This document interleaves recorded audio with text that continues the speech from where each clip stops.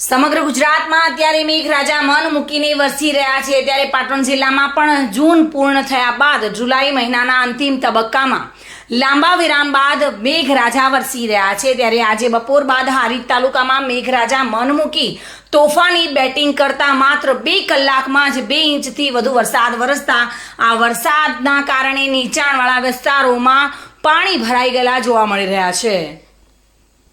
જોકે હારીજના ધુણિયા વિસ્તારમાં નીચાણવાળા વિસ્તાર હોવાથી વરસાદી પાણી લોકોના ઘરોમાં ઘૂસી ગયેલા જોવા મળી રહ્યા છે, જેના કારણે લોકોને હાલાકીનો સામનો કરવો પડી રહ્યો છે।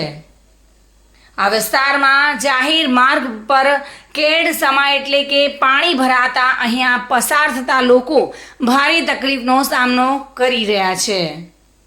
ગુણિયા વિસ્તારના લોકો દ્વારા વરસાદી પાણીના નિકાલ માટે અનેકવાર રજૂઆતો કરવા છતાં પણ પાલિકા દ્વારા કોઈ યોગ્ય નિકાલ કરવામાં ન આવવાને કારણે હજુ પણ અવિરત વરસાદ જો ચાલુ રહેશે તો અહીંયા તબાહીના દ્રશ્યો સર્જાય તેવી સ્થિતિ પણ સર્જાઈ શકે છે।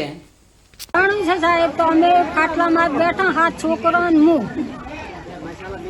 અમારે ચાઈ રોટી ખાય એવું નહીં।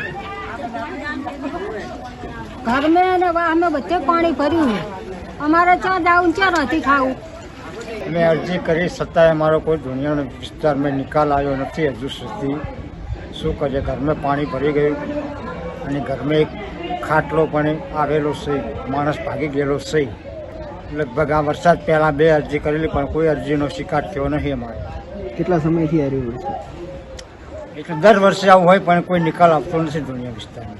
અમે ઘણા સમયથી કલેક્ટર ઓફિસ में, મામલતદાર ઓફિસ में, નગરપાલિકાની અંદર અમે ઘણી જગ્યાએ અરજી કરી છતાં અમારા ધુણિયા વિસ્તારની અંદર આ પાણી ભરાય છે। તમે જોઈ શકો છો પાણી જવાનો કોઈ જ નિકાલ નથી।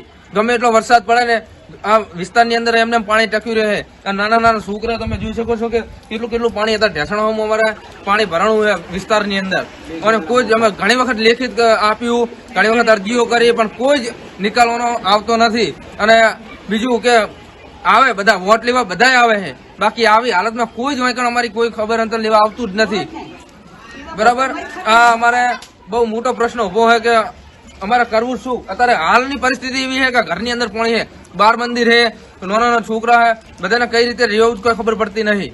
ચૂંટણી જાણે આવે છે ને 2 દળ આડો તેથી હોય હડિયું ચાલુ થઈ જાય દુનિયામાં, અમારે વોટ નાખજો, અમને વોટ નાખજો, અત્યારે કોઈ ખબર કાઢવા આવતું નહીં। અને જાણે 2 રૂપિયાની બોલ પેન ગોજામ ઘરે આવે છે, 5 રૂપિયાની ડાયરી છે, તમારે શું તકલીફ છે? લો આઈને ઊંધા પડી જાઓ, તકલીફ છે ઘણી।